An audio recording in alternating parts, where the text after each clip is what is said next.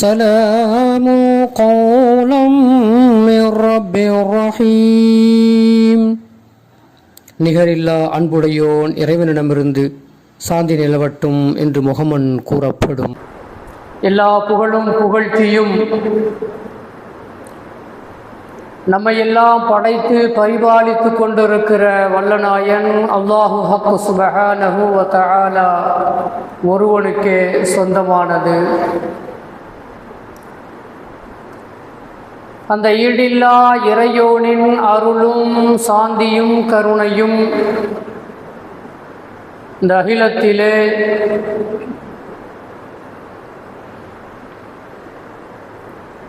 அஞ்ஞானங்களை அப்புறப்படுத்தி மெஞ்ஞானங்களை போதித்து மனிதர்களை புனிதர்களாக மாற்றுவதற்கு மறையினை பெற்றுத்தந்த மாநபி ஸல்லல்லாஹு அலைஹி வஸல்லம் அன்னவர்களின் மீதும்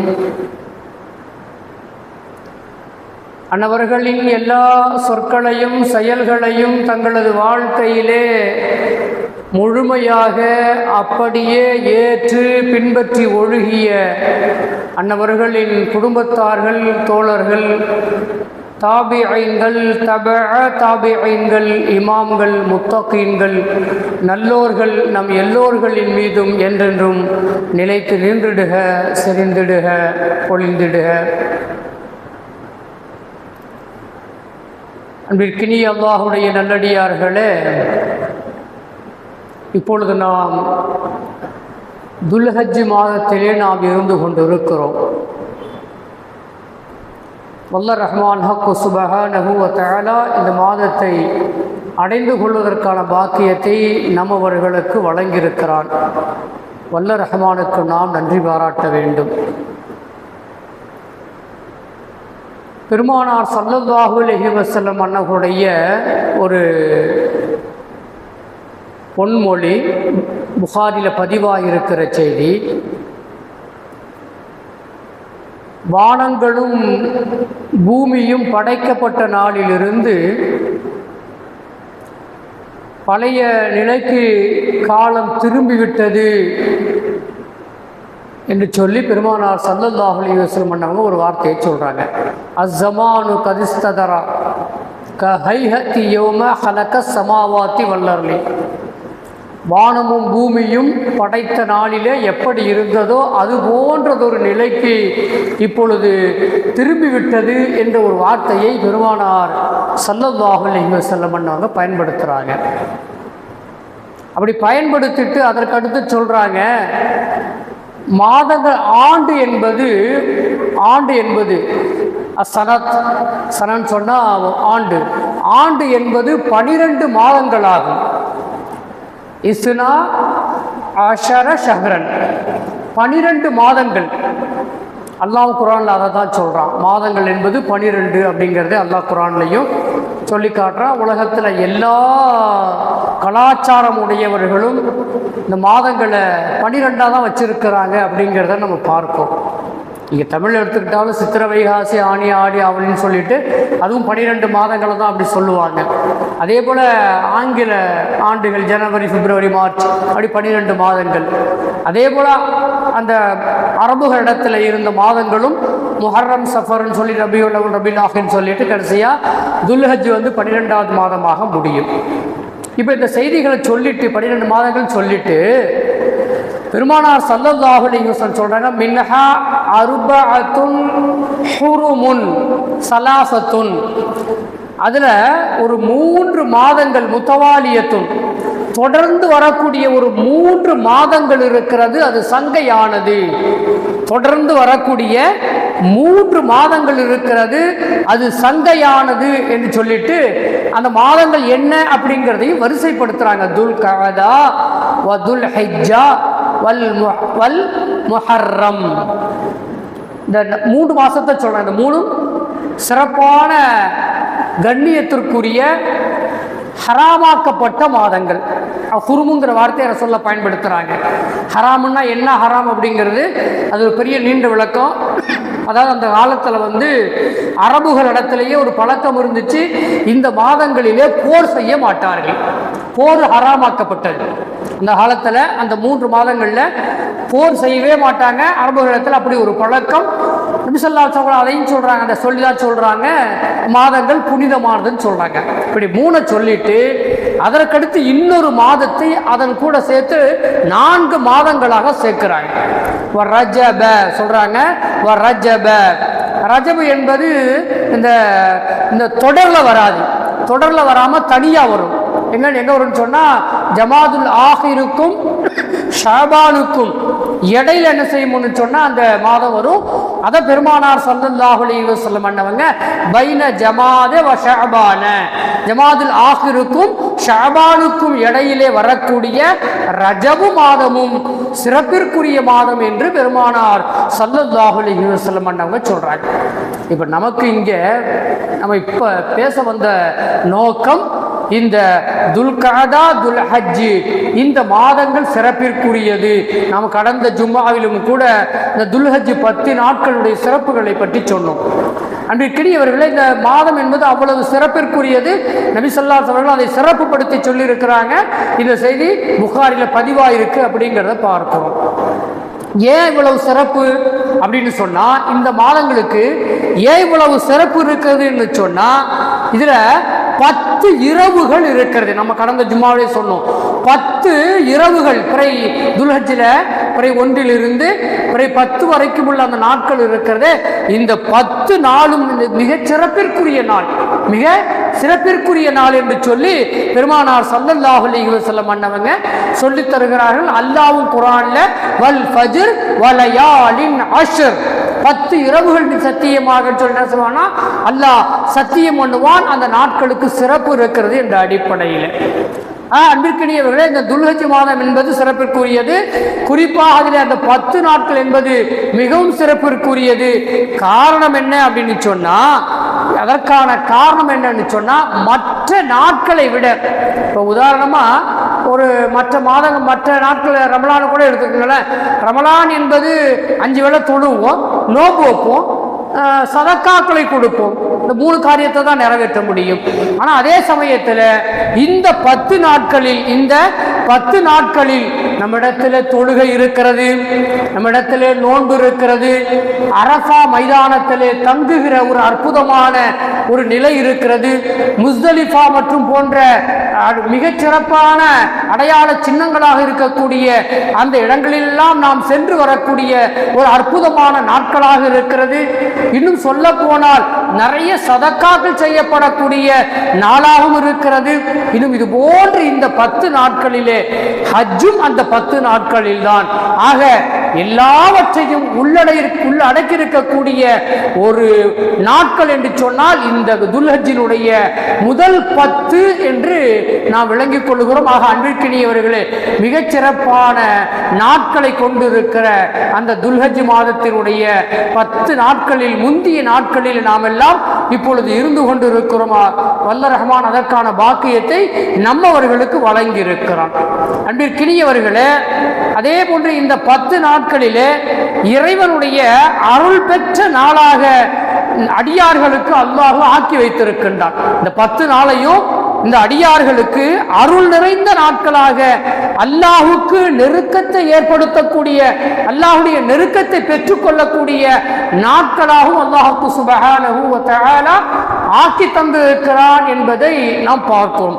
பெருமானார் ஸல்லல்லாஹு அலைஹி வஸல்லம் அன்னவங்க, அன்பிற்கினியவர்களே, பெருமானார் ஸல்லல்லாஹு அலைஹி வஸல்லம் அன்னவங்க நமக்கு சொல்லி தந்திருக்கிற செய்தி, மார்க்கம் நமக்கு சொல்லுகிற செய்தி, இந்த மாதம் துல்ஹஜ் மாதம் வந்துவிட்டால் குர்பானி கொடுப்பதற்கு நீங்கள் தயாராகி விடுங்கள், குர்பானி கொடுப்பதற்கு நீங்கள் தயாராகி விடுங்கள், உதுஹியா கொடுப்பதற்கு நீங்கள் தயாராகி விடுங்கள் என்று சொல்லி நமக்கு ஹதீதுகளிலே சொல்லுகிற செய்திகளை பார்க்கிறோம். ஆக அன்பிற்கினியவர்களே, இந்த குர்பானி உதுஹியா இந்த 2 வார்த்தையுமே, இந்த 2 வார்த்தை இருக்கு பார்த்தீங்களா, இந்த வார்த்தையும் கூட நமக்கு ஒரு சிறப்பை பெற்று தருகிற வார்த்தைகளாக அமைந்திருக்கிறது அப்படிங்கிறத நம்ம பார்க்கிறோம். குர்பு அப்படின்னு சொன்னா கரீப் அப்படிங்கிற ஒரு வார்த்தை ஒரு மூலச்சொல்லில் இருந்து வேர் சொல்லில் இருந்து பிரிந்து வந்ததுதான் குர்பு என்கிற வார்த்தை. குர்பு அப்படிங்கிற வார்த்தைக்கு என்ன பொருள் அப்படின்னு சொன்னா நெருங்குதல் என்று பொருள். எங்க நெருங்குவது? அல்லாஹ்வின் பக்கம் நெருங்குவது. குர்புன்னு சொன்னா அல்லாஹ்வின் பக்கம் நெருங்குவது. அந்த வார்த்தையிலிருந்து வந்ததுதான் குர்பான் என்ற வார்த்தையும். குர்பான் என்று இன்னைக்கு நம்ம குர்பானி ஆடு கொடுக்கிறோம், மாடு கொடுக்கிறோம், ஒட்டகத்துல பங்கெடுத்துக்கிறோம் அல்லவா? இவைகள் எல்லாம் அந்த குர்பான் அப்படிங்கிற ஒரு பேரை நம்ம வச்சிருக்கிறோம். ஹதீதுகளிலும் சொல்லப்படுது. அது எதை பெற்று தருகிறது என்று சொன்னால் இறைவனுடைய நெருக்கத்தை பெற்று தருகிறது என்ற அடிப்படையிலே குர்பான் என்று நமக்கு சொல்லப்படுகிறது. அதே போன்று உதுஹியா என்ற ஒரு வார்த்தையும் நமக்கு இந்த குர்பானிக்கு இன்னொரு வார்த்தை, மாற்று ஒரு வார்த்தை ஈதுல் அதுஹா அப்படின்னு சொல்லுவோம். அதே போல உதுஹியான்னு சொல்லுவோம். குர்பானி கொடுக்கிறதுக்கு உதுஹியா கொடுப்பது அப்படிங்கிற வார்த்தையும் கூட நமக்கெல்லாம் சொல்லித்தரப்பட்டிருக்கு. நம்மெல்லாம் அறிந்தவர்கள் தான்.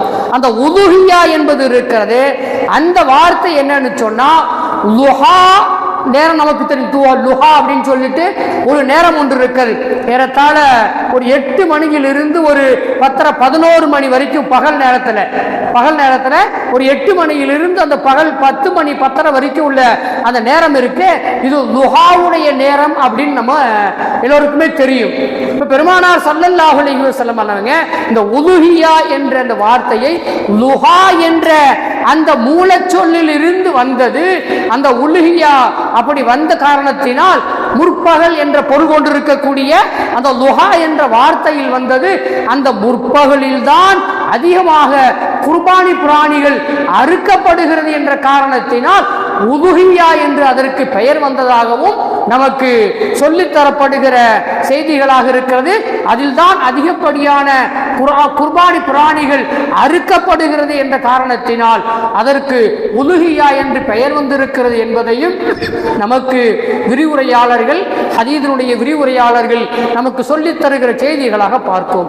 ஆக இது இறைவனின் நெருக்கத்தை பெறுவதற்காக வேண்டி அவனது கட்டளையின்படி ஆடு, மாடு, ஒட்டகம் ஆகியவற்றை குர்பானி கொடுத்து ஏழைகளுக்கும் அந்த இறைச்சியை கொடுத்து இறை நெருக்கத்தை பெறுகின்ற காரணத்தினாலே இதற்கு குர்பானி என்றும் உதுஹியா என்றும் நமக்கு சொல்லப்பட்டிருக்கிறது என்பதை நாம் புரிந்து கொள்கிறோம். இப்பொழுது அன்பிற்கினியவர்களே, அப்படிப்பட்ட அந்த உதுஹியா, அந்த குர்பானி என்ன சிறப்புகளை பெற்றிருக்கிறது? குர்ஆன் ஹதீஸ்ல நம்ம பார்க்கிறோம். அல்லாஹ் குர்ஆன்ல சொல்றான், ஃபஸல்லி லிரப்பிக வன்ஹர். நமக்கு எல்லாத்துக்குமே தெரியும். இன்னா அஅதைனாகல் கௌசர் இந்த சூரா நமக்கு எல்லாத்துக்குமே கண்டிப்பா மனப்பாடமாக இருக்கும். அதுல அல்லாஹ் சொல்லுகிற ஒரு வார்த்தை ஃபஸல்லி. முதல்ல நீங்க தொழுகுங்கள். முதல்ல என்ன செய்யுங்க? முதலில் நாம் தொழ வேண்டும், தொழுகையாளியாக நாம் இருக்க வேண்டும்.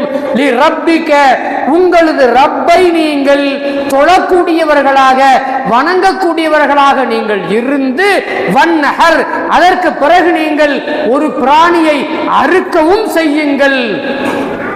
என்னோட காசு பணம் இருக்கு, நிறைய சொத்து வச்சிருக்கிறேன், எல்லாத்துக்கும் நான் காட்டணும், நான் குர்பானி கொடுக்கிறேன் அப்படின்னு சொல்லி வெறும் அறுப்பதை மட்டும் நீங்கள் செய்வீர்கள் என்று சொன்னால், ஒரு மாட்டுக்கு நான் 3 மாடு அறுப்பேன், ஒரு ஆட்டுக்கு நான் 7 ஆடு அறுப்பேன், அறுக்கலாம், தாராளமா அறுக்கலாம். ஆனால் என்னிடத்திலே தொழுகை இல்லை, நான் 7 ஆடு அறுப்பேன் என்று சொன்னால், அல்ல 7 அல்லது அதற்கு மேற்பட்டதோ நீங்கள் அறுப்பீர்கள் என்று சொன்னால் அந்த அறுப்பிலே எந்த பலனும் இல்லை. அதனால்தான் அல்லாஹ் சொல்றான், முதல்ல சொன்னான் ஃபஸல்லி லிரப்பிக, உங்களது ரப்பை முதலிலே நீங்கள் தொழுங்கள்.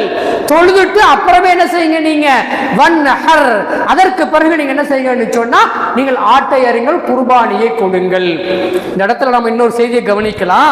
குர்பானி எப்ப கொடுக்கணுங்க? எப்ப நாம ஈதுல் அதுஹாவை தொழுது முடிக்கப்படுகிறதோ அதற்கு பிறகுதான் அங்கே குர்பானி பிராணி அறுக்கப்பட வேண்டும். நான் அறுத்து முடிச்சுட்டு தொழுகைக்கு வர்றேன்னு சொன்னா அந்த அறுப்பு சதக்காவிலே போய் சேருமே தவிர குர்பானியிலே அது சேராது. மார்க்க அறிஞர்கள் நமக்கு சொல்லி தந்திருக்கிற செய்தி கண்டிப்பாக நமக்கெல்லாம் தெரியும். ஆக தொழுது விட்டுத்தான் போய் அறுக்க வேண்டும். அதைத்தான் இந்த வசனம் சொல்லுகிறது என்று விரிவுரையாளர்கள் நமக்கு சொல்லுகிற செய்தியையும் நாம் இந்த இடத்திலே பார்த்தோம். பாருங்க, அதே போல இப்ராஹிம் அலைஹிஸ்ஸலாம் அவங்க ஒரு வார்த்தை ஒரு செய்திகளை சொன்னாங்க. அதை குர்ஆன்ல அல்லாஹ் அப்படியே சொல்றான், குல் இன்ன ஸலாத்தி வ நுஸ்கி வ மஹ்யாய வ மமாத்தி லில்லாஹி ரப்பில் ஆலமீன். இப்ராஹிம் அலைஹிஸ்ஸலாம் சொல்றாங்க, என்னுடைய தொழுகை ரப்பே, என்னுடைய தொழுகை, என்னுடைய குர்பானி, என்னுடைய வாழ்க்கை, என்னுடைய மரணம் எல்லாம் அகிலங்களின் அதிபதியான அல்லாஹுக்குத்தான். நான் தொழுதாலும் அல்லாஹுக்குத்தான், நான் குர்பானி கொடுத்தால் நான் சதக்காக்களை செய்கிறேன், குர்பானிகளை கொடுக்கிறேன், எல்லாம் அல்லாஹுக்குத்தான். நான் உயிர் வாழ்ந்து கொண்டிருப்பது அல்லாஹுக்குத்தான், நான் மரணமுற்று விட்டேன் அதுவும் அல்லாஹுக்காகத்தான், அல்லாஹுக்குத்தான். எல்லாமே என்னுடைய வாழ்க்கையின் எல்லா அம்சங்களும் அல்லாஹுக்குத்தான் என்று சொல்லி நபி இப்ராஹிம் அலைஹிஸ்ஸலாம் அவங்க சொல்லி தந்திருக்கிற செய்தியை வல்ல ரஹ்மான் ஹக்கு சுப்ஹானஹு வ தஆலா 6வது அத்தியாயத்துல 162வது வசனத்துல அல்லாஹ் சொல்லி தருவதை நாம் பார்க்கிறோம். ஆக அன்பிற்கினியவர்களே, அங்கே பயன்படுத்துகிற ஒரு வார்த்தை நுஸ்கி. நுஸ்கின்னு சொன்னா குர்பானி. நான் செய்கிற எல்லா தியாகங்களும், அவங்க செஞ்ச தியாகம் நமக்கு தெரியும், வரலாறு நமக்கு தெரியும். இஸ்மாயில் அலைஹிஸ்ஸலாம் அவங்கள என்ன பண்ணாங்கன்னு சொன்னா கொண்டு போய் காட்டுல வச்சு அறுக்க போனாங்க. அதை தான் சொல்றாங்க, நுஸ்கிங்கிற வார்த்தையை சொல்லி சொல்றாங்க. நான் கொடுக்க வந்த அந்த குர்பானும், என்னுடைய தொழுகையும், என்னுடைய மரணமும், என்னுடைய வாழ்வும் எல்லாம் அல்லாஹ்க்கு தான் சொல்லி சொல்றாங்க. அந்த நிலைக்கு வந்து தான் குர்பானியை நாம் கொடுக்க வேண்டும். இல்ல என்னிடத்தில் காசு பணம் இருக்கிறது என்ற அடிப்படையில் குர்பானியை நாம் கொடுப்போம் என்று சொன்னால் அது எந்த நன்மையையும் நமக்கு பெற்று தராது என்பதை அன்பிற்கினியவர்களே நாம் புரிந்து கொள்ள வேண்டும். ஏன்னு சொன்னா அல்லாஹ் குர்ஆன்ல சொல்றான், லன் யனாலல்லாஹ லுஹூமுஹா வலா திமாஉஹா வலாகின் யனாலுஹு தக்வா மின்கும். நீங்க அறுக்கிற அந்த ஆட்டினுடைய, நீங்கள் அறுக்கின்ற அந்த ஆட்டினுடைய இறைச்சியோ அல்லது ரத்தமோ அல்லாஹ்வை வந்து அடைய போவதில்லை. நீங்கள் அறுத்து பலியிடுகிற அந்த ஆட்டினுடைய இறைச்சி அல்லாஹ்வுக்கு போகுமா? பாலாபிஷேகம் பண்ற மாதிரி அல்லாஹ்வுக்கு ஏதாவது அபிஷேகம் பண்றது ஏதாவது இருக்குதுங்களா? இல்ல ஏதாவது அபிஷேகம் பண்றாங்க அது மாதிரி ஏதாவது அல்லாஹ்வுக்கு அபிஷேகம் பண்ற மாதிரி போய் சேருமா? அங்கேயே போய் சேராது. பாலாபிஷேகம் கூட அங்க போய் சேராது என்பது நிதர்சனமான செய்தி. அன்பிற்கினியவர்களே, அதான் அல்லாஹ் சொல்றான், லை யனாலல்லாஹ லுஹூமுஹா வலா திமாஉஹா. அல்லாஹ் இடத்துல ரத்தமும் வராது, இறைச்சியும் வராது. வேற என்ன வரும்? வலாகின் யனாலுஹு தக்வா மின்கும். உங்களிலிருந்து ஏற்படுகிற அந்த தக்வா என்கின்ற அந்த நிலை, அதுதான் அல்லாஹ்விடத்திலே வரும். அதுக்குத்தான் அங்கே கணக்கு இருக்கிறது, அதற்குத்தான் அங்கே பட்டியலிலே இடம் இருக்கிறது, அதற்குத்தான் நன்மை எழுதப்படுகிறது என்று சொல்லி வல்ல ரஹ்மான் ஹக்கு சுப்ஹானஹு வ தஆலா சொல்லி தருகிற செய்தியை நாம் பார்க்கிறோம். சொல்லிட்டு சொன்னாங்க, அதுக்கு பாடு ஒரு மிகப்பெரிய செய்திகளை வருஷ திருப்பி சொல்றாங்க. அன்பிற்கினியவர்களே, அதே போன்று இன்னும் ஒரு வசனத்திலே வல்ல ரஹ்மான் ஹக்கு சுப்ஹானஹு வ தஆலா சொல்லுகின்றான். 5வது அத்தியாயம் 27வது வசனத்துல அல்லாஹ் சொல்றான், இன்னமா யதகப்பலுல்லாஹு மினல் முத்தகீன். மெய்யாகவே நிச்சயமாகவே அல்லாஹ் குர்பானியை ஏற்றுக்கொள்வது. யாருடைய குர்பானி என்று சொன்னால், யாரிடத்திலே பயபக்தி இருக்கிறதோ, மினல் முத்தகீன், தக்வாதாரிகளுடைய அந்த குர்பானியை தான் அல்லாஹ் ஏற்றுக்கொள்ளுகிறான். அதுதான் அல்லாஹ்விடத்திலே ஏற்றுக்கொள்ளப்படக்கூடியதாக இருக்கிறது. இன்னமா யதகப்பலுல்லாஹு மினல் முத்தகீன் என்று அல்லாஹ் என்ன செய்றான்னு சொன்னா 5வது அத்தியாயத்தில் சொல்லுகிறான். குர்பானி கொடுக்கக்கூடிய நாம் முதலிலே கவனத்திலே கொள்ள வேண்டும். நம்முடைய குர்பானி, நம்முடைய எல்லா அமல்களும் தக்குவா என்ற அடிப்படையில் இருக்க வேண்டுமே தவிர, என்னிடத்தில் பொருளாதாரம் இருக்கிறது என்ற அடிப்படையில் மட்டும் கொடுக்கப்படுகிற அந்த குர்பானி அல்லாஹ்விடத்திலே அது போய் சேருவதில்லை என்பதை நாம் என்ன செய்யணும்னு சொன்னா முதலாவதாக நாம் தெரிந்து கொள்ள வேண்டும். பாருங்க, நபிகள் நாயகம் ஸல்லல்லாஹு அலைஹி வஸல்லம் அன்னவங்க சொல்லி தருகிற ஒரு செய்தி, உலுஹியா என்றால் என்ன? சஹாபாக்கள் கேட்கிறாங்க, உலுஹியான்னா என்ன, எங்களுக்கு விளக்கம் சொல்லுங்க. நம்ம ஏற்கனவே ஒரு வார்த்தைக்கு விளக்கம் சொன்னோம். இப்ப ரசூலுல்லாஹ்விடத்துல சஹாபாக்களே கேட்கிறாங்க. என்ன கேட்கிறாங்கன்னு சொன்னா, மா ஹாதிஹில் உலுஹியா, உலுஹியான்னு சொல்றீங்களே, அப்படின்னா என்ன சொன்னாங்க? சுன்னத்த அபீக்கும் இப்ராஹீம, சுன்னத்த அபீக்கும் இப்ராஹீம, உங்களுடைய தந்தையாக இருக்கக்கூடிய இப்ராஹிம் அலைஹிஸ்ஸலாம் அவர்களுடைய வழிமுறையாக இருக்கிறது. நீங்கள் அறுப்பது, குர்பானி கொடுப்பது யாருடைய வழிமுறை? இது இப்ராஹிம் அலைஹிஸ்ஸலாம் அவருடைய வழிமுறை. அந்த வரலாற்றை நினைவுபடுத்தி சொல்றாங்க. வரலாறை நினைவுபடுத்தி அங்கிருந்து வரக்கூடிய அந்த வழிமுறை தான் என்று பெருமானார் ஸல்லல்லாஹு அலைஹி வஸல்லம் அன்னவங்க சொல்லிட்டு சொன்ன உடனே மீண்டும் சஹாபாக்கள் கேட்கிறாங்க, யா ரசூலல்லாஹ், இதில் எங்களுக்கு என்ன நன்மை இருக்கு? அவங்க மகனை அறுக்கிறதுக்கு முற்பட்டாங்க. அல்லாஹ் மகனை அறுக்கக்கூடாதுன்னு சொல்லி ஒரு செம்மறி ஆட்டை ஒன்று இறக்கி வச்சான். அல்லாஹ் ஒரு செம்மறி ஆட்டை ஒன்று அல்லாஹ் இறக்கி வச்சான். அதான் அறுத்தாங்க, முடிஞ்சு போச்சு. அவங்க தியாகம் என்பது முடிஞ்சு போச்சு. இன்னைக்கு நாங்க கொடுக்கிறதுனால எங்களுக்கு என்ன நன்மை இருக்கிறது? காலு ஃபமா லனா ஃபீஹா யா ரசூலல்லாஹ், அது எங்களுக்கு என்ன நன்மை இருக்கிறது சொல்லுங்கள் என்று சஹாபாக்கள் பெருமானார் ஸல்லல்லாஹு அலைஹி வஸல்லம் அவரிடத்துல கேட்கும் பொழுது ரசூலுல்லாஹ் சொன்னாங்க, பி குல்லி ஷஅரின் ஹஸனத்துன், அதனுடைய முடிகள் இருக்கிறது அல்லவா, நீங்கள் எந்த பிராணியை கொடுக்கிறீர்களோ அந்த அந்த முடி இருக்கு பார்த்தீங்களா, அது எல்லாம் நன்மையாக உங்களுக்கு வந்து சேர்கிறது. நீங்கள் கொடுக்கிற அந்த பிராணியினுடைய முடிகள், ரோமங்கள் இருக்கிறது, அந்த ரோமங்கள் ஒவ்வொரு முடிக்கும் ஒரு நன்மை இருக்கிறது. ஹசனா, ஒரு முடிக்கு ஒரு நன்மை. அந்த ஆட்டுல ஒரு 1000 முடி இருக்கு, உதாரணத்துக்கு சொல்றேன், 1000 முடி இருக்குன்னு சொன்னா உங்களுக்கு அந்த குர்பானியிலே 1000 நன்மை இருக்கிறது. லட்சக்கணக்கான ரோமங்கள் இருக்கிறது என்று சொன்னால் லட்சக்கணக்கிலே உங்களுக்கு நன்மை இருக்கிறது என்று சொல்லி பெருமானார் ஸல்லல்லாஹு அலைஹி வஸல்லம் அன்னவங்க சொல்லி தந்த செய்தியை நாம் பார்க்கும். இப்னு மாஜாவிலே பதிவு செய்யப்பட்டிருக்கிற செய்தியாக பார்க்கும். சஹாபாக்கள் விடல, மீண்டும் கேட்கிறாங்க, காலு ஃபஸ்ஸுஃபூஃபு யா ரசூலல்லாஹ், மீண்டும் கேட்கிறாங்க, குர்பானிக்கு ஒவ்வொரு முடிக்கு ஒரு நன்மை இருக்குன்னு சொன்னீங்க, அந்த நன்மை எங்களுக்கு கண்டிப்பாக கிடைக்குமா என்று கேட்கிற பொழுது பிகுல்லி ஷஅரத்தின் மின ஸுஃபூஃபி ஹஸனத்துன், அதில் இருக்கக்கூடிய அந்த தோலிலே இருக்கக்கூடிய ஒவ்வொரு முடிக்கும் கண்டிப்பாக உங்களுக்கு நன்மை இருக்கிறது, நீங்கள் சந்தேகம் கொள்ள வேண்டாம் என்று பெருமானார் ஸல்லல்லாஹு அலைஹி வஸல்லம் அன்னவங்க சொல்லி தந்திருக்கிற செய்திகளை நாம் பார்ப்போம் அன்பிற்குரியவர்களே. ஆக அப்படிப்பட்ட அந்த நன்மையை நாம் பெற்றுக்கொள்ள வேண்டும் என்று சொன்னால் நம்ம இடத்துல என்ன இருக்கணுங்க? தக்வா இருக்க வேண்டும். இன்னமா யதகப்பலுல்லாஹு மினல் முத்தகீன், தக்வாதாரிகளிடத்தில் இருந்துதான் அல்லாஹ் அதை ஏற்றுக்கொள்ளுகிறான் என்கிற அந்த செய்தியை நாம் நம்முடைய மனதிலே பதிய வைத்துக் கொள்ள வேண்டும் அன்பிற்கினியவர்களே. அதே போல பாருங்க, அன்னை ஆயிஷா ரலியல்லாஹு தஆலா அன்ஹா அவங்க அறிவிக்கிற ஒரு செய்தி. அவங்க அறிவிக்கிறாங்க, ஈதுல் அல்ஹாவுடைய நாளிலே, ஈதுல் அல்ஹாவுடைய பிறை 10, துல்ஹஜ் பிறை 10 இருக்கு பார்த்தீங்களா, அதான் ஈதுல் அல்ஹா. அந்த ஈதுல் அல்ஹாவுடைய நாளிலே மனிதன் செய்கின்ற செயல்களில் இறைவனுக்கு விருப்பமானது, நிறைய காரியங்களை செய்வான், நிறைய தர்மங்களை செய்யலாம், நிறைய நஃபிலான வணக்கங்களை இரவு நேரம் நின்று வணங்கியிருக்கலாம், தொழுது இருப்பான், உறவுகளோடு உறவை பேணுகிற காரியத்தை செஞ்சிருப்பான், இது நிறைய இது மாதிரியான காரியம் செஞ்சிருப்பான். அது போன்று அவன் செய்த அந்த காரியங்களிலேயே அல்லாஹுக்கு மிக விருப்பமானது என்று சொன்னால் குர்பானி கொடுப்பதாகும். அல்லாஹ்வுக்காக வேண்டி குர்பானி கொடுப்பதுதான் அல்லாஹுக்கு மிக விருப்பமானது என்று சொல்லி வல்ல ரஹ்மான் ஹக்கு சுப்ஹானஹு வ தஆலாவுடைய அந்த விருப்பத்தை பெருமானார் ஸல்லல்லாஹு அலைஹி வஸல்லம் அன்னவங்க சொல்றாங்க. எனவே மனநிறைவோடு நீங்கள் குர்பானியை கொடுங்கள். குர்பானி கொடுக்கிறதையும் மனநிறைவோடு கொடுங்க. ஏனோ தானோ என்று சொல்லி அரைகுறை மனதோடு நீங்கள் ஒரு காரியத்தை நிறைவேற்றாமல் மனநிறைவோடு ஒரு காரியத்தை செய்யுங்கள் என்று சொல்லி அன்னை ஆயிஷா ரலியல்லாஹு தஆலா அன்ஹா அவங்க பெருமானார் ஸல்லல்லாஹு அலைஹி வஸல்லம் அன்னவர்கள் சொன்ன அந்த செய்தியை நமக்கு அறிவித்து தருகிற செய்தியாக பார்க்கிறது.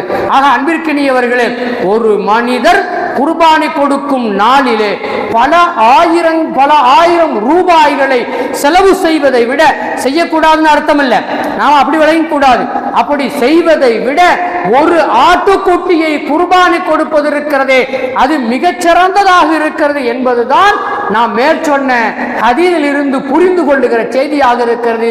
அன்பிற்கினியவர்களே, அது போன்ற பாக்கியத்தை நாம் பெற்றுக்கொள்ள வேண்டும். அல்லாஹ் நம்முடைய குர்பானியை அங்கீகரித்துக் கொள்ள வேண்டும்.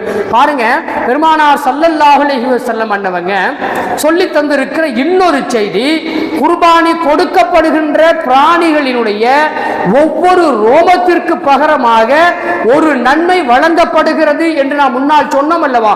அதே செய்தி திருவிதியிலேயும் 1493 எண்ணிலே பதிவு செய்து வைக்கப்பட்டிருக்கிறது என்பதையும் மீண்டுமாக என்ன செய்றாங்கன்னு சொன்னா பதிவு செய்து காட்டுகிறார்கள் என்பதை நாம் பார்க்கிறோம். ஆக அன்பிற்கினியவர்களே, நாம் குர்பானி கொடுப்பவர்கள் அந்த நன்மைகளை மனதிலே கொண்டு தக்குவாவோடு நாம் என்ன செய்யணும்னு சொன்னா குர்பானியை நாம் கொடுக்க வேண்டும்.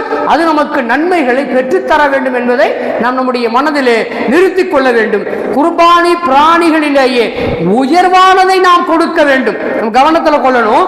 குர்பானி பிராணிகளிலேயே நாம் உயர்வானதை கொடுக்க வேண்டும். ஏனென்று சொன்னால் நாளை மறுமையிலே நம்ம சிராத்துல் முஸ்தகீம் என்ற ஒரு பாலத்தை நாம் கடக்க வேண்டும் என்றெல்லாம் நல்லாவே நமக்கு தெரியும்.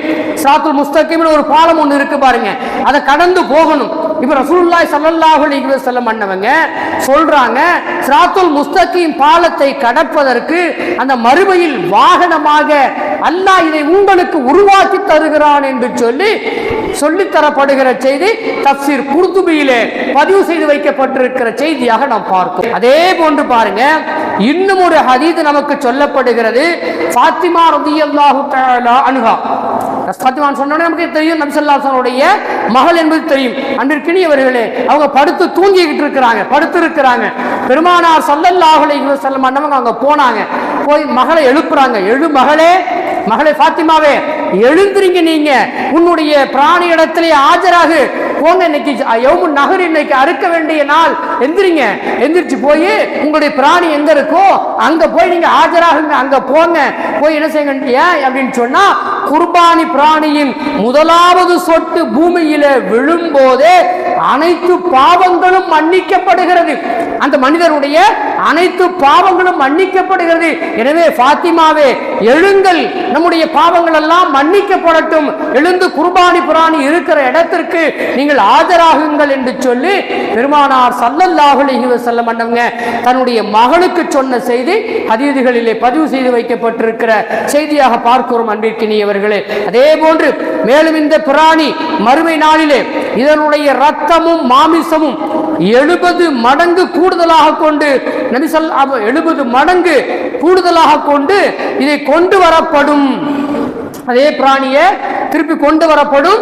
எப்படின்னு சொன்னா 70 மடங்கு மிகப்பெரிய கொழுத்ததாக கொண்டு வந்து மீசான் தட்டில் இவருடைய நன்மைகள் நிறுக்கப்படுகிற பொழுது அந்த கொழுத்த அந்த ஆட்டை, எந்த பிராணியை கொடுத்தானோ, ஒட்டகத்தை கொடுத்திருந்தால் ஒட்டகம், மாடை கொடுத்திருந்தால் மாடு, ஆட்டை கொடுத்திருந்தால் ஆடு, எதை கொடுத்தானோ அதை 70 மடங்காக பெருக்கி அவனது மீசான் தராசிலே நன்மையின் தட்டிலே அது கொண்டு வந்து வைக்கப்படும் என்றும் பெருமானார் ஸல்லல்லாஹு அலைஹி வஸல்லம் அன்னவங்க தன்னுடைய மகளுக்கு சொன்ன செய்தி ஹதீஸிலே பதிவு செய்து வைக்கப்பட்டிருக்கிற செய்தியாக ஹஜ்ரத் அபூ சயீத் அல் குத்ரி ரலியல்லாஹு தஆலா அன்ஹுவங்க அறிவித்து தருகிற செய்திகளாக நாம் பார்க்கும். அன்பிற்கினியவர்களே, ஆக அப்ப இது சொன்ன உடனே ஃபாத்திமா ரலியல்லாஹு தஆலா அவங்க கேட்கிறாங்க, என்னுடைய தந்தையே, யா ரசூலல்லாஹ், அல்லாஹ்வின் தூதரே, இந்த சிறப்பு எனக்கு மட்டும் தானா? இந்த சிறப்பு எனக்கு மட்டும் தானா என்று கேட்கிற பொழுது, இல்லை மகளே, இது எல்லோருக்கும் பொதுவானதாக இருக்கிறது. உலகத்திலே யாரெல்லாம் கியாமத்து நாள் வரை குர்பானி கொடுக்கிறார்களோ அத்துணை நபர்களுக்குமான சிறப்பாக இருக்கிறது.